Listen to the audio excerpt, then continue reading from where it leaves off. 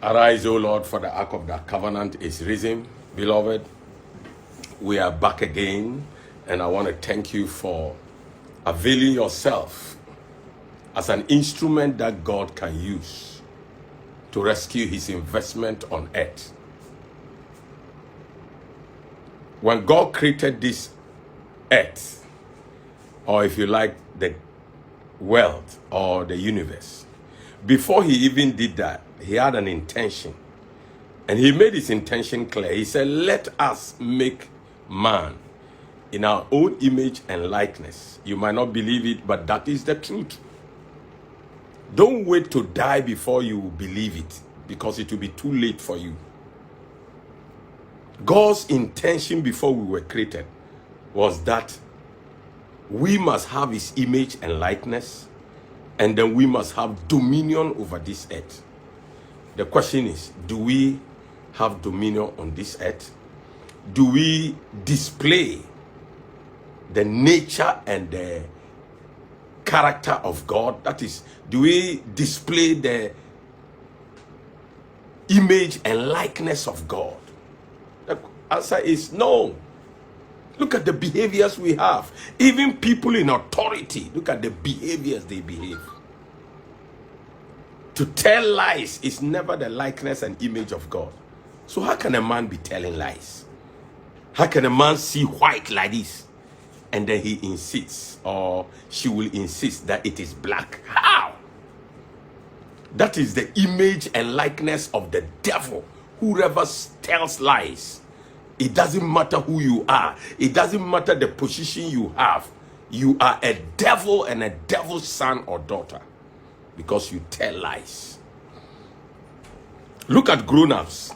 They always insist that children should speak the truth, but they rather lie.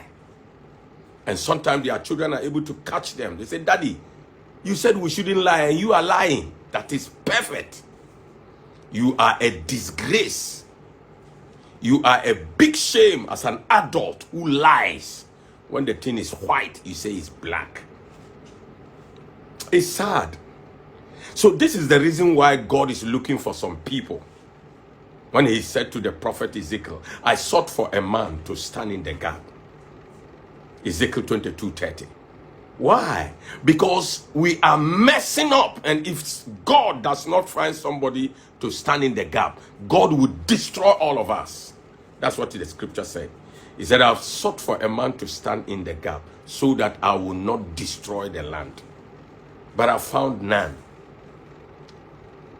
Beloved, we have to work hard so that God will find us, so that we can stand in the gap for the whole world, for the whole humanity that we know.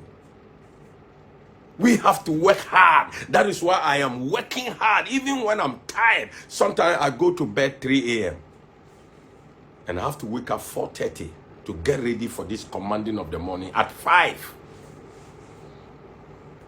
Sometimes I travel and I will be choked up and I will return exactly and appear on the studio because I have returned 4:30 or 5 a.m.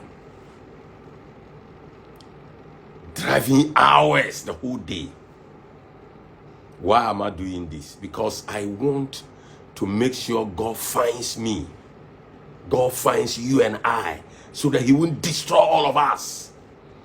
Do you know we will lose more if God doesn't find us and he destroy all of us? We did not do evil. We didn't lie. We didn't cheat.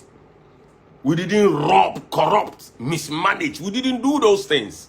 And then God will combine us and destroy us. We will lose more. Those who did it, they have gained from what they did. So when they are destroyed, at least they have profited themselves.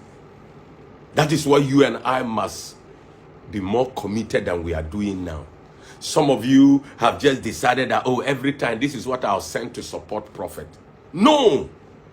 If that is what you are doing, how do you expect God to increase your finances? How? How do you expect God to do that? Because what you sow is what you reap. You shouldn't be constantly giving what you are giving. Because He tells God that, okay, what you have given me, okay, I'll give you back the same thing. It doesn't make you progress. Let me tell you, about some years back, when I learned from late Dr. Mars that he hasn't got his own personal property. Everything that he has is the Lord's. I started to learn that maybe 9 years or 10 years ago. I started to decide that I don't have anything anymore on earth. Everything I have, money in my pocket, every coin in my pocket belongs to the Lord. My life belongs to the Lord.